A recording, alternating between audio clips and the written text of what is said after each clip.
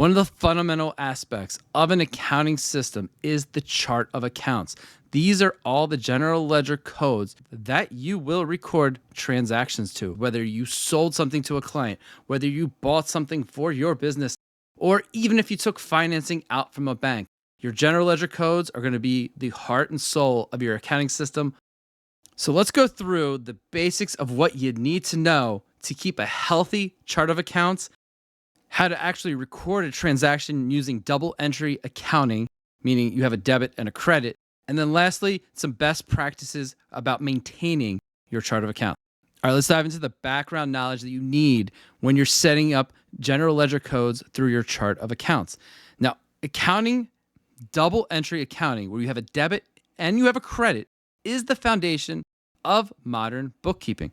It's a system where every financial transaction is recorded to two different accounts. One side, as I said before, is a debit. The other side is a credit. A debit is on the left side of an account. A credit is on the right side of an account. It's a balancing act between debits and credits. That is the fundamental concept of bookkeeping. So let's go level down with debits and credits. What type of an account is a debit?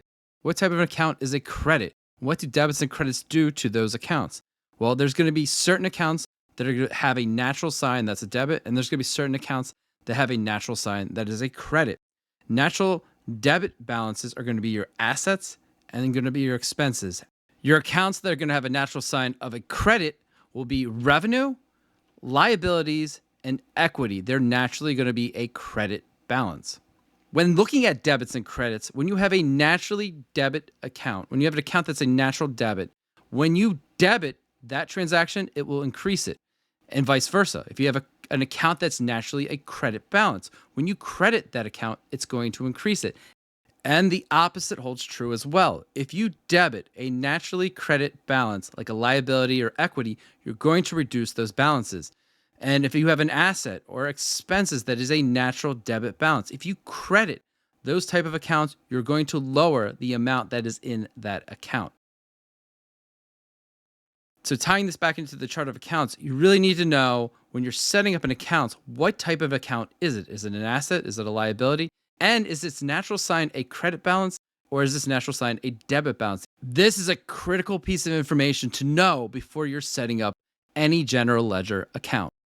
So what do all these different debits, credits, accounts do? Well, they feed into financial statements. Your debit accounts, expenses, they're going to feed into the income statement.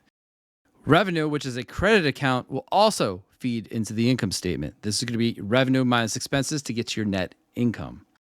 Your other debit account is assets. That is going to be found on the balance sheet. And then you got two more credit accounts that we've talked about. They're also going to be on the balance sheet. Liabilities and equity. Now, your assets equals your liabilities and equity. It's a balancing equation. If you'll notice, the debits have to equal the credits.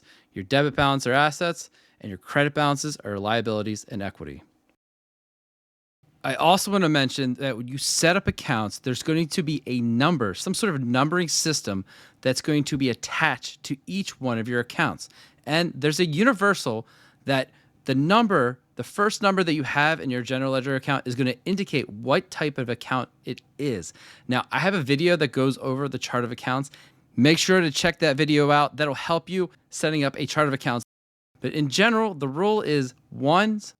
When you see a 1, it's an asset. When you see a 2, it's a liability. When you see a 3, it's equity. 4, revenue.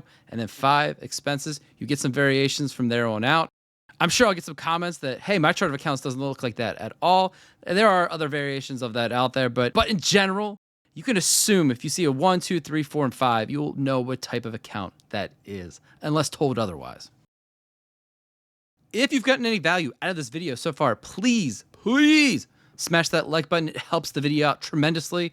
And consider subscribing. Let's continue on how to not mess up our chart of accounts.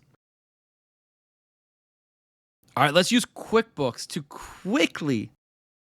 I just said QuickBooks and quickly. Let's use QuickBooks to book a journal entry so you can see how the chart of accounts plays into transactions. And we are going to debit tax accounting fees for their tax preparation. Go to debit $2,500. And this account is an expense account. It starts with a 5. We are debiting a naturally debit account. So this is increasing an expense account. And since we have double entry accounting, I cannot have a one-sided entry. I need a credit to balance out this equation, to balance out the journal entry. So I'm going to credit accrued expenses, which is a liability. You'll notice it starts with a 2. 2 meaning it's a liability. That is going to go on the balance sheet, and its natural sign is a credit balance, so I'm increasing a liability on my balance sheet. Once I post this entry, I've increased expenses on my income statement and I've increased liabilities on my balance sheet. All right, here's another entry just to hit this home. We're going to debit cash in this situation. The journal entry is already done. We've debited cash. Cash is a naturally debit balance. So we've increased our cash balance by $10,000. This is for our client, Harvey Dent, who paid us for accounting services. Now, we didn't recognize it on an accrual basis, just to clarify that point here. We're recognizing this on a cash basis. Now, we're recognizing the credit side of the entry to accounting services, which is a revenue account, a for account. So we're debiting our cash account. We got $10,000 in the door for services we offered to Harvey Dent, and we're recognizing $10,000 of revenue related to that client. So our balance sheet has increased by $10,000 because of cash. Our revenue has increased on our income statement related to that transaction as well by $10,000. So let's tie this into the chart of accounts. This is QuickBooks, and this is some standard accounts that came out, but I've also layered in some specific accounts related to the business that I'm running. And let's just go through setting up an account and see if we can apply all the things we just talked about when we're setting up a GL account, a general ledger account in the system, and to make sure we fully understand when we set up this account, what it's going to do. The account we need to set up is a payroll expense. It's a 401k match. When people contribute to their 401k, our company is going to match a percent of that. So I need a GL account. It's an expense account, so I'm going to start it with a 502. I've got 500 set up for salary and wages. I got 501 set up for payroll taxes. My next one's going to be 502. I'm going to try to keep them in sequential order. And I'm going to call this 401k match. Now within QuickBooks, I'm going to identify that this is an expense. And as we talked about before, expenses are debit balances. So when I record a transaction to this account, it's going to be a debit will increase this account, a credit will lower this account. So I'm going to fill in some additional information. I'm going to classify this as with my payroll expenses. So when I run my income statement, it's going to group it together with all the other payroll expenses. And that is how you set up a general ledger account. And knowing everything that we talked about, you can feel confident when you're setting it up correctly and for the right use. Let's talk about some best practices related to setting up GL accounts, general ledger accounts within your chart of accounts. Now, let's identify who can set up accounts. You don't want everyone setting up an account. Now, if you're an individual bookkeeper, you have no choice. You're going to be the one setting up accounts, and you really want to know what you're doing when you set up accounts. If you're working with an accounting team, you want to identify one person to set up general ledger accounts. You don't want everyone setting up general ledger accounts. You usually want to send it to one person.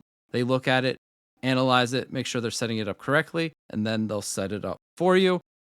How many general ledger accounts do you end up needing? You really got to look at your business. I mean, there's people that really want to detail their general ledger, their accounts out, but you can run into a situation where you just have too many accounts to choose from, and that can bog down your chart of accounts and recording transactions. And it also hurts consistency when people are trying to guess what expense to select when they're paying invoices, when they're recording revenue. It just gets a little bit more difficult when you have a ton of general ledger accounts. Also, if you add a lot of balance sheet accounts, you're going to want to reconcile all these balance sheet accounts. So the more accounts you add, the more balance sheet reconciliations you're going to have to do. Now, if you have a good reason to set up a balance sheet general ledger account, then do it. You took on new debt, and you want to have a separate GL account for it, by all means, set it up. Another best practice is inactivate general ledger accounts in your chart of accounts that you don't use anymore. Don't clutter up your chart of accounts. If you're not using it, let's say you closed the bank account and you had a general ledger code attached to that bank account, inactivate it. If you're never going to book a transaction there, save yourself from booking to a general ledger account you know you're not going to use anymore. That is your fundamentals related to bookkeeping, general month-end close, and your chart of accounts. You can really screw up your accounting if you get the chart of accounts wrong. Let's get this right. Let's understand what accounts we're setting up when we set them up in our system. All right, I appreciate you. Have a good rest of the day, and I will see you in the next video. Take care and goodbye. Yeah. Yeah. Yeah. Yeah. Yeah.